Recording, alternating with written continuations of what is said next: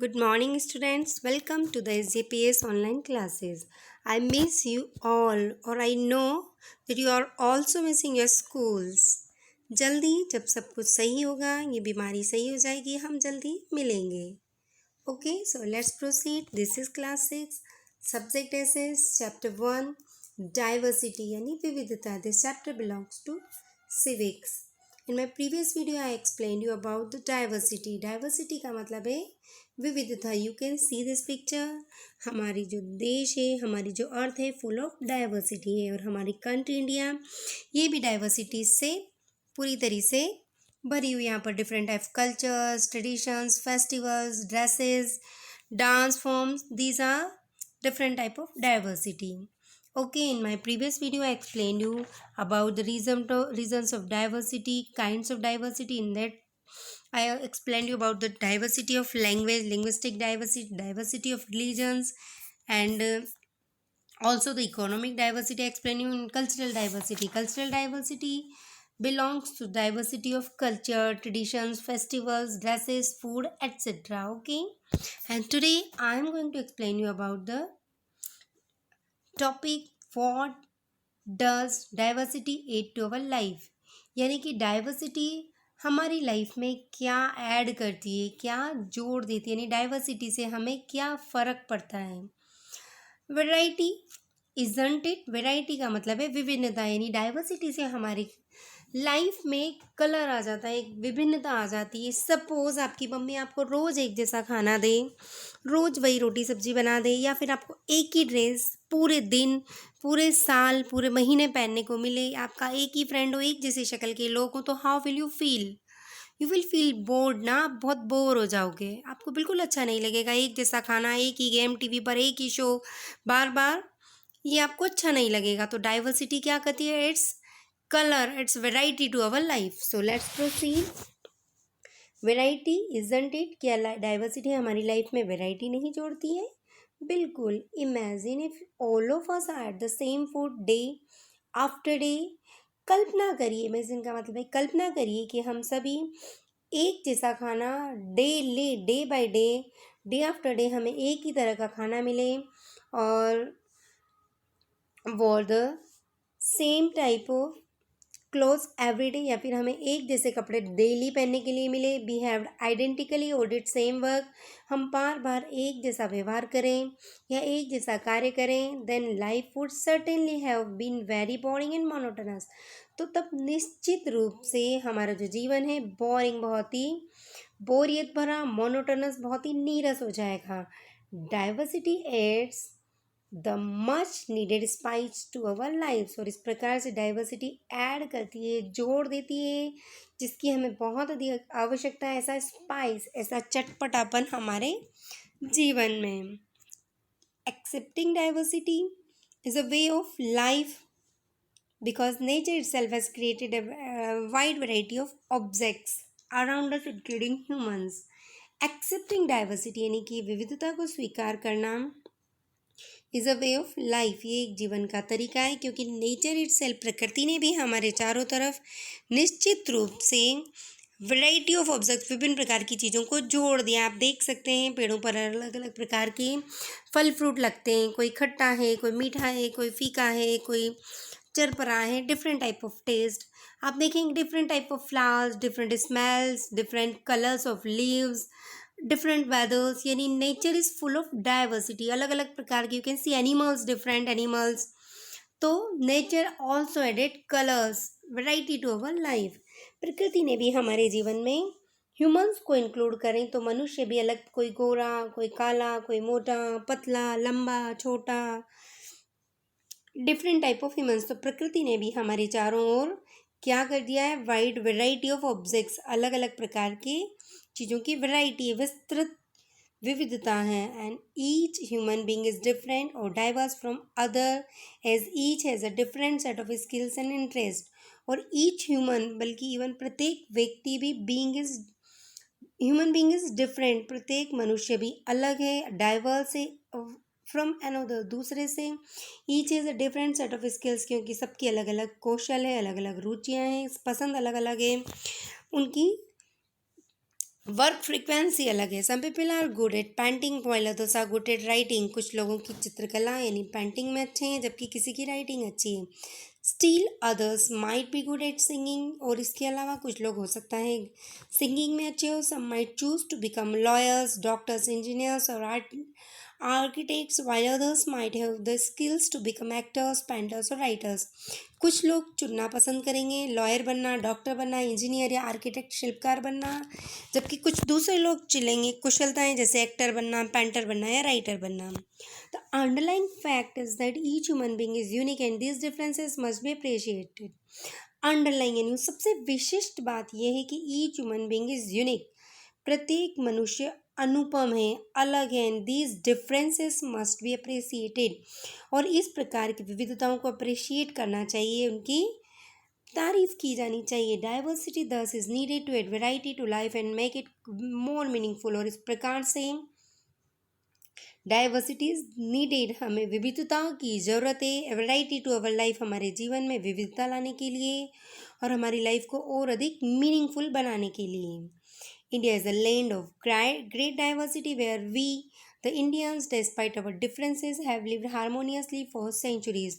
और भारत एक बहुत ही अधिक विविधताओं का देश है। वेयर वी द इंडियंस, जहाँ पर हम भारतीय डिस्पाइट अवर डिफरेंसेस, अपने विभेदों के बावजूद, हैव लिव्ड हारमोनियसली, बहुत ही तालमेल के साथ, सेंचुरीज, कई शताब्दियों से रहते आ रहे हैं।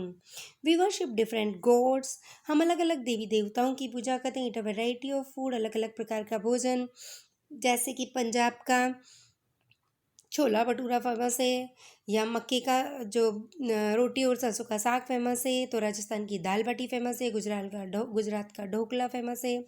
तो variety of food, celebrate different festivals and speak various languages, हम अलग अलग प्रकार के फेस्टिवल्स मनाते हैं। कहीं कोई हिंदू लोग दिवाली मनाते हैं, मुस्लिम लोग ईद मनाते हैं, क्रिश्चियन लोग जो क्रिसमस मनाते हैं। तो हमारे डिफरेंट फेस्टिवल्स है। स्पीक वेरियस लैंग्वेजेस, और हम अलग अलग प्रकार की भाषाएं बोलते हैं, जैसे गुजरात के लोग गुजराती, महाराष्ट्र के मराठी, पंजाब के पंजाबी। तो इस तरह से हमारी कंट्री फुल ऑफ डाइवर्सिटी, विविधताओं से भरी हुई है।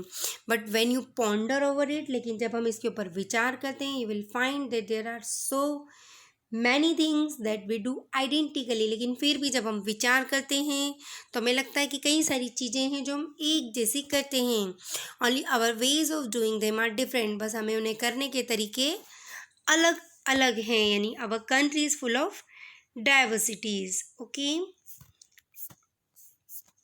देखिए डाइवर्सिटी ने किस तरीके से हमारी लाइफ में कलर ऐड कर दिए हैं। हम डिफरेंट टाइप ऑफ डांसेस करते हैं, डिफरेंट फेस्टिवल्स मनाते हैं, डिफरेंट टाइप ऑफ थिंग्स को एंजॉय करते हैं।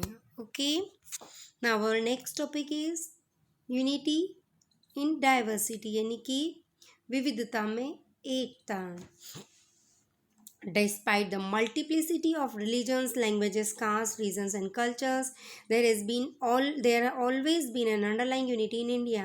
Despite यानी इतनी सारी मल्टीप्लिसिटी, बहुलताओं के बावजूद, कौन कौन सी मल्टीप्लिसिटी है, बहुलताएं? रिलीजन्स, अलग अलग धर्म है, अलग अलग लैंग्वेजेस, अलग अलग जातियाँ, अलग अलग क्षेत्र, कहीं पहाड़, कहीं रेगिस्तान, कहीं मैदान, अलग अलग कल्चर्स। इन सब के बावजूद there has always been an underlying unity in India.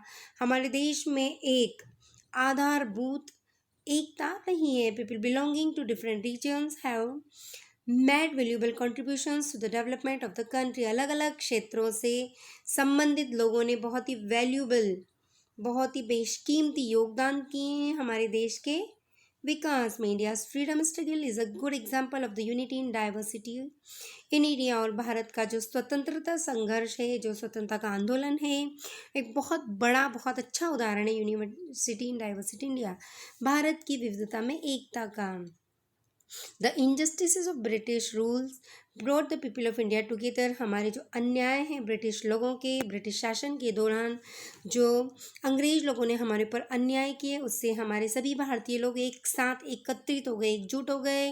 The British tried to rule India with their divide and rule policy. British लोगों ने, अंग्रेज लोगों ने हमारे देश पर राज करने का प्रयास किया, अपनी पॉलिसी, अपनी डिवाइड एंड रूल, यानी कि विभाजन करो, राज करो, इनको लड़वाओ हिंदू मुस्लिम और दूसरे लोगों को लड़वा और राज करो की नीति को अपनाया, but could not succeeded as people of India remain united in their struggle against the British. लेकिन वे ब्रिटिश लोग सक्सेस नहीं हो सके, सफल नहीं हो सके। क्यों? क्योंकि हमारे भारतीय लोग यूनाइटेड रहे, संगठित रहे इन देयर स्ट्रगल, अपने संघर्ष के दौरान ब्रिटिश लोगों के विरुद्ध। The force of love truth and devotion kept them together. उनका जो प्यार, सत्य और समर्पण का जो बल था, उन्हें संगठित रखा। Many songs and symbols stemmed for the strict struggle of the people and even today they bind people together emotionally. और कई सारे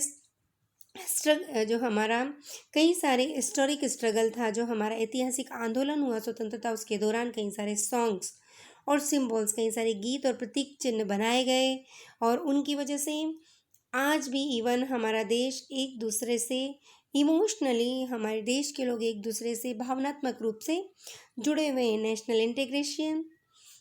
इंटीग्रेशन लाइज इन यूनिटी। और जो राष्ट्रीय एकीकरण, राष्ट्रीय एकता है, वो हमारी यूनिटी में ही निहित है। Our country is bound as a civilisation due to its common culture, thereby preserving the national identity known as our heritage। और हमारा देश एक सभ्यता के रूप में हमेशा जुड़ा रहा एक कॉमन कल्चर के वजह से, और thereby, और इस प्रकार से हमने अपनी नेशनल पहचान को हमेशा प्रिजर्व रखा, सुरक्षित रखा, जिसे हम हेरिटेज कहते हैं, अपनी संस्कृति, अपनी धरोहर, अपनी विरासत कहते हैं। आप देख सकते हैं इस पिक्चर में अलग अलग प्रांत के लोग, अलग अलग ड्रेस, अलग अलग वेशभूषा, अलग अलग languages, food, culture, tradition, festivals, इन सब के बावजूद एक साथ एकजुट होकर रहते हैं। India unity in diversity. अलग अलग धर्मों के लोग एक साथ, देखिए, एक दूसरे से मिलजुल कर रहते हैं, इसीलिए हमारा देश यूनिटी इन डाइवर्सिटी का देश है। ओके, इसी संदर्भ में हम एक केस स्टडी करेंगे। इस केस स्टडी में हमें 2 डिफरेंट स्टेट्स के बारे में बताया जाएगा कि वो वहाँ किस तरह से डाइवर्सिटी के बावजूद वहाँ पर कई सारी चीज़ें कॉमन हैं। पहले इस केस स्टडी में हम पढ़ेंगे केरला के बारे में। केरला आप सभी को पता है, हमारे इंडिया के साउथ वेस्टर्न पार्ट में स्थित है। लोकेशन, जियोग्राफिकल फीचर्स, स्थिति और भौगोलिक संरचना है। Kerala is a state in south western part of India. It has the coast line of Arabian sea on the west and has hills और the western Ghats on its east. आप सभी को पता है कि हमारे भारत के साउथ वेस्टर्न पार्ट में केरला राज्य स्थित है। It has the coast line, यहाँ जो ये अरब सागर के तट पर स्थित है, और यहाँ पर वेस्टर्न घाट के पास जो पहाड़ियाँ हैं ईस्ट तक, वो इसको कवर करती हैं। The land area has many rivers and rivulets. इस एरिया में कई सारी नदियाँ और रिवोल्यूट, छोटी छोटी धाराएं हैं। The area is close to the equator and gets lots of rain. यह क्षेत्र इक्वेटर यानी भूमध्य रेखा के नज़दीक पड़ता है और यहाँ बहुत अधिक बारिश होती है। Humidity level is generally high and temperature is warm through out the year. यहाँ की जो ह्यूमिडिटी लेवल है, आर्द्रता है, बहुत अधिक है, और इसीलिए यहाँ पर पूरे वर्ष गर्मी पड़ती है, टेम्परेचर बहुत ज़्यादा होता है। एग्रीकल्चरल प्रोडक्शन, यहाँ के जो कृषि उत्पाद हैं, this area produces many types of spices like paper, cardamom यानी काली मिर्च, इलायची आदि। यहाँ विभिन्न प्रकार के स्पाइसेस, मसाले उगाए जाते हैं। Tea, coffee, rubber, coconut and rice are also produced in large quantities here. चाय, कॉफ़ी, रबर, नारियल और चावल भी यहाँ बहुत अधिक मात्रा में उगाए जाते हैं। ट्रेड एंड कॉमर्स, व्यापार और वाणिज्य। From early times when international explorers identified sea routes, they landed in this region of India and started trading here। बहुत समय पहले जब अंतर्राष्ट्रीय जो खोजकर्ता थे, जब वो हमारे समुद्री रास्तों को खोज रहे थे, तो वो भारत में यहीं पर आए और उन्होंने यहीं से व्यापार शुरू किया। Vasco da Gama, Portuguese explorer, found the route to India and landed his ship at Calicut in the year 1498। जो वास्को डी गामा था, जिन्होंने एक पोर्तुगीज़ एक्सप्लोरर थे, जिन्होंने हमारा भारत का समुद्री मार्ग ढूंढ निकाला था, वे अपने शिप से यहीं पर आए थे कैलिकट में 1498 में। The famous Arab traveller Ibn Battuta also visited this region nearly 700 years ago। और जो बहुत ही प्रसिद्ध अरब यात्री थे इब्न बतूता, उन्होंने भी 700 वर्ष पहले, लगभग 700 वर्ष पहले यहीं पर से हमारे देश में वो आए थे। Traders from as far as Europe, Africa, Arab and China came here from for trade. और अलग अलग देशों से, जिसमें मुख्य रूप से यूरोप, अफ्रीका, अरब और चाइना है, वो यहीं से ट्रेड के लिए आए। दे ट्रेडेड मोस्टली इन स्पाइसेस, और यहाँ पर उन्होंने मुख्य रूप से मसालों का व्यापार भी किया। फेस्टिवल्स, उत्सव। The people here have different festivals, यहाँ के लोग अलग अलग उत्सव मनाते हैं। Onam is a major festival, Onam यहाँ का मुख्य उत्सव है। A famous boat race is held during this festival, और इस फेस्टिवल के दौरान बहुत अधिक बोट रेस भी यहाँ पर की जाती है। देखिए बोट रेस की पिक भी आप देख सकते हैं। रिलीजन्स, धर्म। The coming of traders here brought in their religions and Christianity, Buddhism, Islam also spread here along with the Hindu religion which already existed from earlier times. और जब हमारे यहाँ व्यापारी बाहर से आए व्यापार करने के लिए, तो वे अपने साथ अपने रिलीजन्स, विशेष रूप से क्रिश्चियनिटी, ईसाई धर्म, बुद्धिज्म, बौद्ध धर्म एंड इस्लाम, और इस्लाम धर्म को भी साथ में लाए। वो भी यहाँ पर विस्तृत। और इसके साथ साथ यहाँ पर हिंदू धर्म पहले से ही काफ़ी वर्षों से एग्जिस्ट था। फूड, यहाँ का जो भोजन है। The people of this region have different food items, इन क्षेत्र के लोग अलग अलग प्रकार के भोजन करते हैं।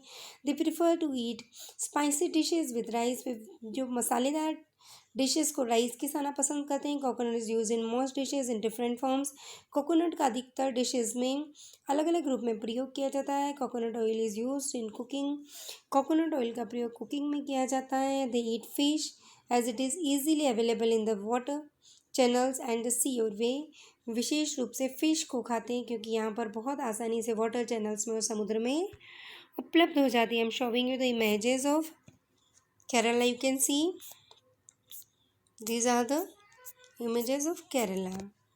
इसके बाद है, देखिए ये पूरा समुद्री सी बीच है। कोकोनट यहाँ पर मुख्य रूप से ग्रो किया जाता है, इसलिए खाया भी जाता है। देखिए okay, so first next our next state is Ladakh. Okay, Ladakh and location and geographical features. Ladakh is a part of India in the north, ये नॉर्थ इंडिया का एक पार्ट है। It is located in the north eastern part of the state of Jammu and Kashmir, Jammu Kashmir राज्य के north eastern part में स्थित है। देखिए आगे हम पढ़ते हैं यहाँ से। The area is high mountain surrounded, इस क्षेत्र के चारों ओर बहुत ही ऊंचे ऊंचे पर्वत है। This area gets very less rain and is also called the cold desert of India, यहाँ पर बहुत कम बारिश होती है, इसे भारत का कोल्ड डेजर्ट, ठंडा रेगिस्तान भी कहा जाता है। It is a few rivers, wait it has a few rivers flowing through it including the Indus River, इसमें बहुत ही कम नदियां हैं जो कि इसके यहाँ अंदर से बहती है, इसमें इंडस रिवर भी शामिल है। Most of the year it remains covered with in snow, और ये जो नदियां हैं, ये जो लद्दाख के अधिकतर पूरे वर्ष स्नो से कवर्ड होता है। एग्रीकल्चरल प्रोडक्शन देखते हैं, कृषि उत्पाद। This area has very little availability of water and the soil is Rocky, इस एरिया में बहुत ही कम उपलब्ध होता है पानी, बहुत कम मात्रा में बारिश होने की वजह से, पानी होने की वजह से यहाँ की सॉइल बहुत ही रॉकी है, चट्टानेदार है।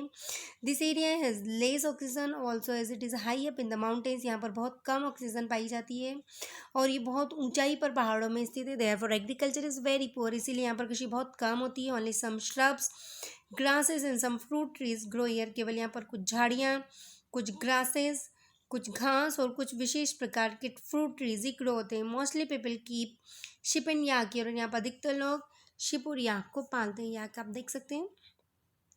Next topic, trade and commerce, यानी व्यापार और वाणिज्य। This region falls on the routes of Tibet in China, यह क्षेत्र तिब्बत और चाइना के रूट पर पड़ता है। Many passes exist between the mountains which were used by the traders to cross. Passes का मतलब है दर्रे, कई सारे पासेस यहाँ पर दर्रे हैं जिनका प्रयोग ट्रेडर्स करते थे। This area is famous for the wool of the ship, ये जो क्षेत्र है यहाँ पर ये शिप की वूल, भेड़ की जो ऊन होती है, भेड़ से जो ऊन प्राप्त होती है उसके लिए फेमस है। Good quality pashmina wool is taken from sheep which is use to make world famous shawls. और यहाँ पर बहुत ही अच्छी क्वालिटी की पश्मीना वूल पाई जाती है, प्राप्त की जाती है शिप से, और इसका प्रयोग शॉल बनाने के लिए किया जाता है। Carpets for also woven here, carpet भी यहाँ पर बुने जाते थे। ट्रेडेड, जिनका व्यापार किया जाता था। Diamond stones for also traded in this regions, और जो रत्न वाले पत्थर हैं, बेशकीमती रत्न, उनका भी यहाँ पर व्यापार किया जाता है। रिलीजन्स, धर्म, Buddhism and Islam are most spread in this region, और इस क्षेत्र में सबसे अधिक बुद्धिज्म और इस्लाम धर्म फैला हुआ है। It is said that Buddhism was spread by Ashoka in Kashmir region nearly 2500 years back. ऐसा कहा जाता है कि बौद्ध धर्म का विस्तरण यहाँ पर अशोका के द्वारा कश्मीर में लगभग 2500 वर्ष पहले किया गया। The Islam came in this region about 800 years ago, लगभग 800 वर्ष पहले यहाँ पर इस्लाम धर्म भी आया।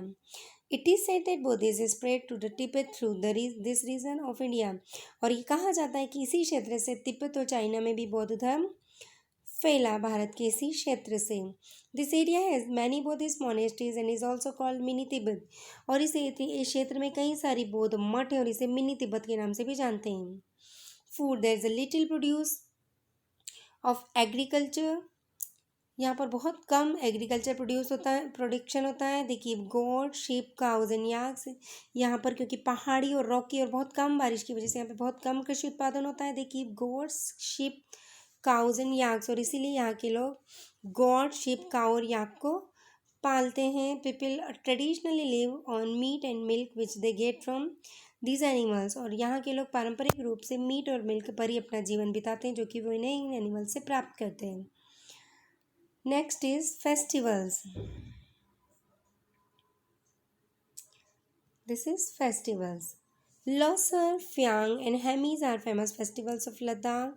As the climate is very cold, क्योंकि यहाँ पर बहुत ठंडी जलवायु होती है, most of the festivities are in the months of June to September, इसीलिए अधिकतर जो उत्सव की क्रियाएं हैं ये जून और सितंबर के बीच में ही करते हैं। In this case study you have studied about how different these two regions are geographically and culturally.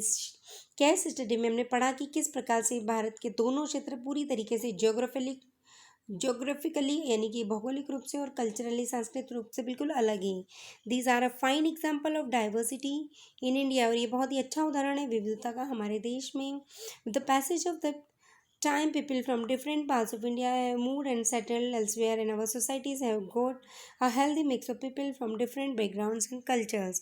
और जैसे जैसे हमारे देश का समय निकला और हमारे देश के लोग आपस में एक दूसरे से मिले, एक स्थान से दूसरे स्थान पर सेटल होने लगे, और इस तरह से उनके समाज का विकास हुआ और वे हेल्दी मिक्स, स्वस्थ रूप से एक दूसरे से मिक्स होने लगे और डिफरेंट बैकग्राउंड्स और कल्चर से मिलने लगे। They live together, celebrate together and help each other in difficult times. वे एक दूसरे के साथ रहते हैं, एक दूसरे के उत्सवों को मनाते हैं और मुश्किल समय में एक दूसरे की मदद करते हैं। जैसे कि इस समय कोरोना काल में हम सभी मिलजुल कर एक दूसरे की मदद करते हैं, एक दूसरे से प्रांत की मदद कर रही हैं। देखिए, पिक्चर्स ऑफ लद्दाख बिल्कुल कोल्ड डेजर्ट है, पूरे समय बर्फ़ से कवर्ड होता है, बहुत कम बारिश होती है। यू कैन सी यहाँ पर बहुत कम फसलें ग्रो की जाती है। This is diversity.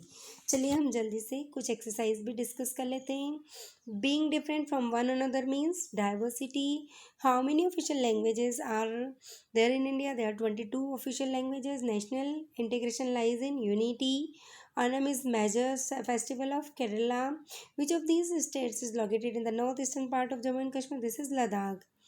And next, Makar Sankranti is celebrated in Bihar and Uttar Pradesh. National integration, यहाँ पर स्पेस नहीं था इसलिए मैंने इंटीग्रेशन इस तरफ लिखा है। National integration lies in unity. There are almost 22 languages spoken in India.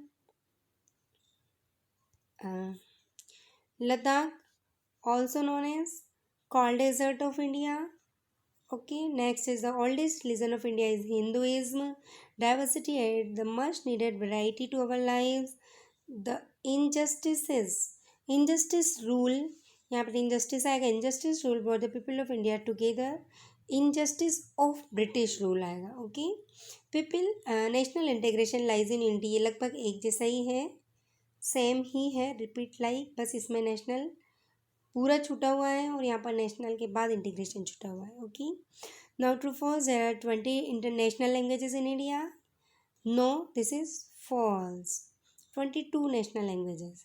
There are 4 main religions recognized in India. Yes, Hinduism, Muslim, Islam, Sikhism, and Christianity. The Losar is a famous festival of Ladakh. True. There are 4 physical divisions in India. No, 6 physical divisions. Rice is grown in the plains of Punjab. No. Wheat is grown in the plains of Punjab. This is false.